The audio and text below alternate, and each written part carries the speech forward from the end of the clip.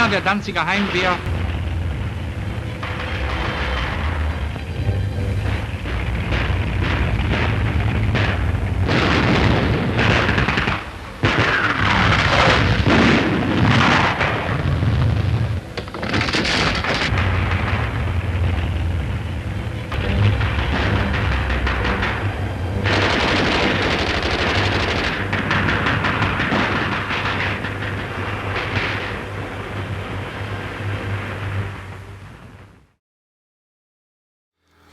This is footage of the paramilitary Danziger Heimwehr formation attacking the Polish post office in Danzig on September 1st, 1939.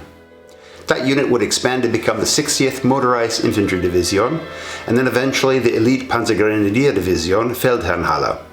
I've got private footage of the 60th as it advanced into Russia. Let me know in the comments section below if you're interested in seeing that footage.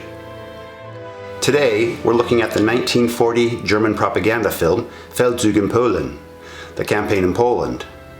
The original film has a runtime of 66 minutes, however a special shortened and now rare English language version was produced for export that was only 33 minutes long.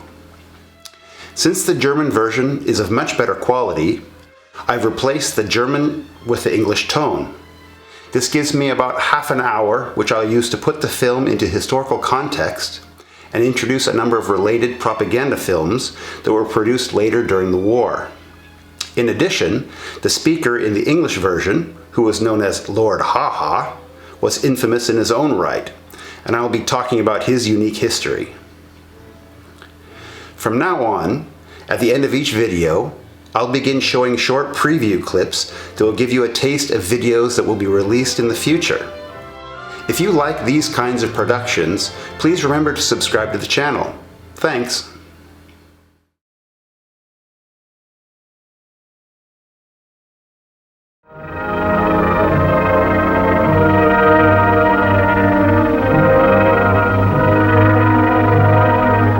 Back as the time of the Templars, the city of Danzig used to be a German stronghold against the east. The Hanseatic League, the merchant guild of free German towns, formed to protect their trade in the Baltic region, developed the city into an important and well-to-do trade center. Beautiful old houses and gates still bear witness to a proud past, and today as ever demonstrate the Germanic character of the place.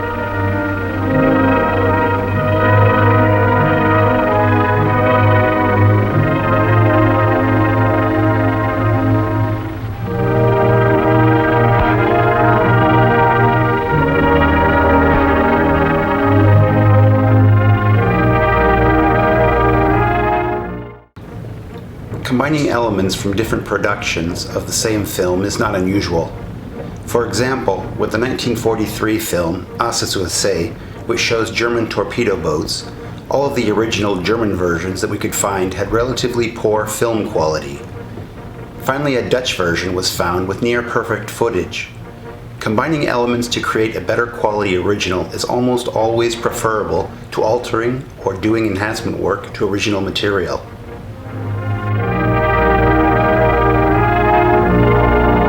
The German fraction amongst this conglomerate of nationalities was ruthlessly persecuted. German schools were closed, industrialists and landowners expropriated. Rather than leaving out the extended scenes in the original German version, for the YouTube presentation I just left them in.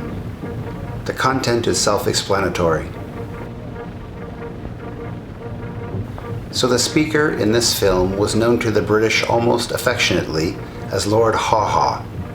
His real name was William Joyce, and he was an American-born British fascist politician who, in 1940, would take on German citizenship and become a propaganda broadcaster. He was an anti-Semite, a braggart, and a brawler, claiming that a large scar that he had down the left side of his face had been caused by a fight with some Jewish Marxists. It's believed that it had actually been done by an Irish woman.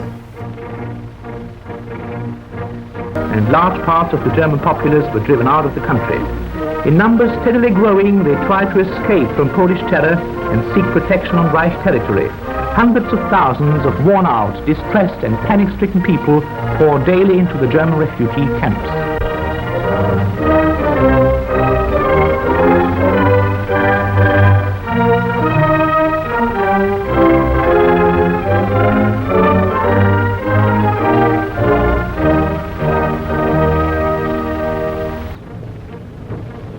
In 1934, Joyce joined the British Union of Fascists, the BUF, that was led by Sir Oswald Mosely, and began speaking at party events. In this role, he was popular, and by 1934 was promoted to become the BUF's Director of Propaganda, and then again quickly promoted to be Deputy Leader of the party. However unbearable these provocations must appear to a great power of Germany's rank, the Reich Chancellor, in the interest of peace, makes one attempt after another to arrive at an alteration of these untenable conditions by means of negotiation. Towards the end of 1938 and at the beginning of 1939, he repeatedly offers the Polish government the creation of an exterritorial motor highway leading across the corridor and thus connecting the separated German province of East Prussia with the Reich again. Furthermore, he suggests a peaceful reincorporation of Danzig into the sovereignty of the Reich. In return, Germany would be ready to grant the Polish state and its shipping a free port on Danzig territory, to conclude a 25 years non-aggression pact with Poland, and to acknowledge the German-Polish frontier as definite. The acceptance of these proposals would no doubt have reinstated peace and order along Germany's eastern border. The story of the BUF is fascinating. Archival footage that is often historically most important is politically incorrect material, for example, that shows the BUF, the German Amerikabund, or Norwegian, Dutch, French, or Belgian fascists.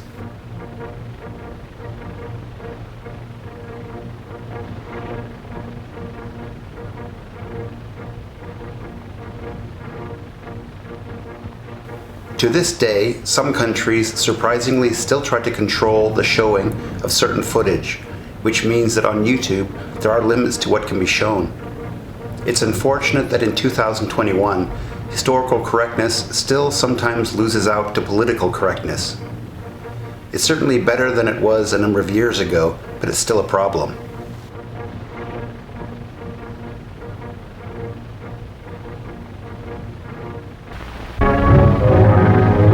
Whilst the military commissions of the Western powers are still negotiating in Moscow with a view of enlisting Russia in their front against Germany, Reich Foreign Minister von Ribbentrop flies to the Soviet capital to sign a pact of non-aggression and consultation with Monsieur Stalin and Foreign Commissar Molotov.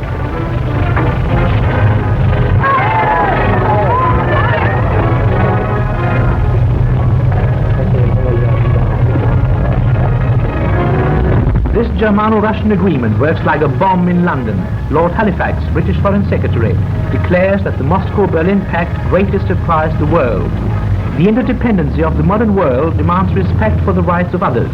Each nation must be enabled to live according to its principles. You will read the report about the agreement reached between Russia and Germany, which has surprised the world. The life of all nations depends in the last resort on mutual respect for one another's rights and reasonable confidence that they can each live their life in their own way.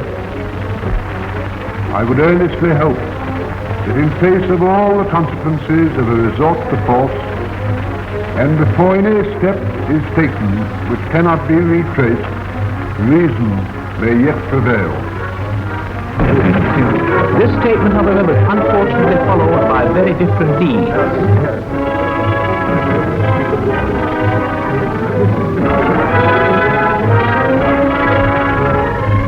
Fantastic Polish war aims were proclaimed.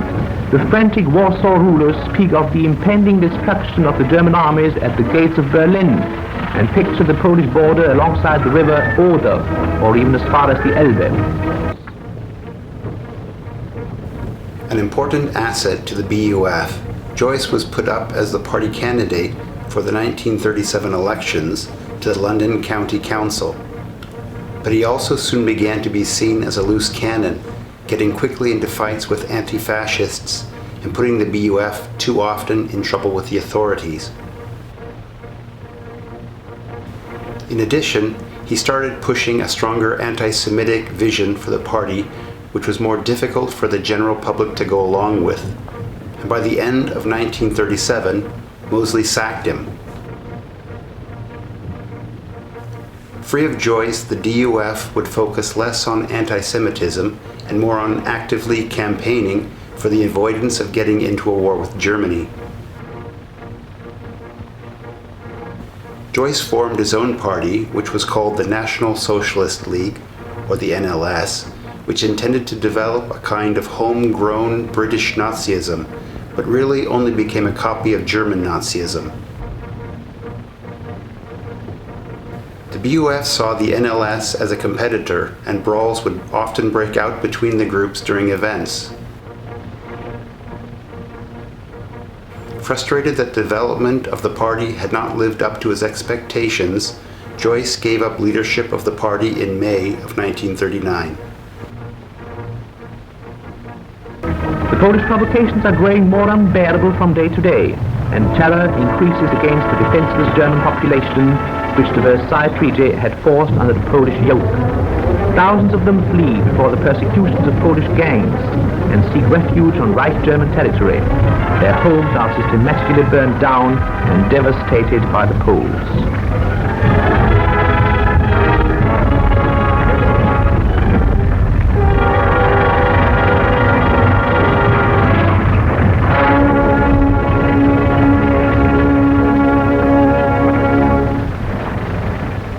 Yet the German Chancellor again offers a peaceful settlement of the conflict.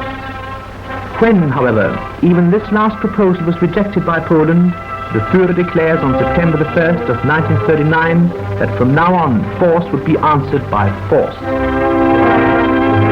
Under the threat of a Polish assault, the city of Danzig proclaims its return to the Reich on the same day, September the 1st, 1939.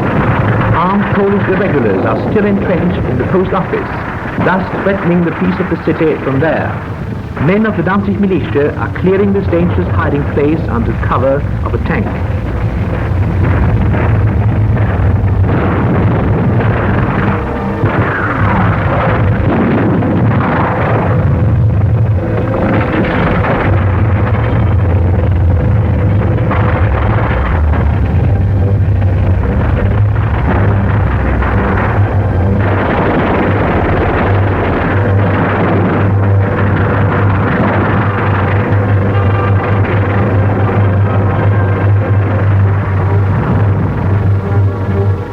The activities of the League Commissioner for Danzig have come to an end. Professor Burkhardt leaves his office and the swastika is for the first time flying on all the public buildings of the city. Danzig has definitely returned to the Reich.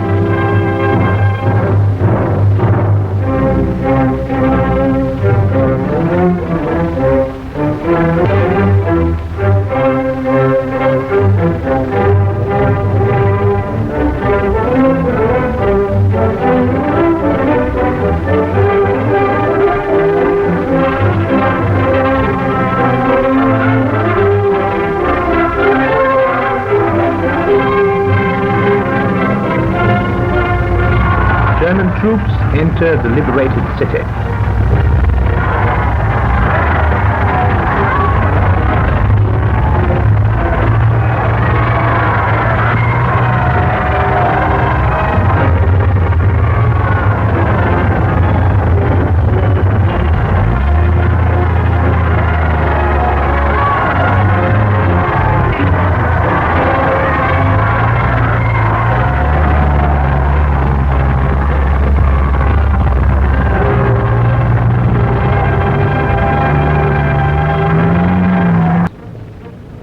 In August of 1939, shortly before war broke out, Joyce and Margaret, his wife, moved to Berlin, Germany, and by 1940 they had become German citizens.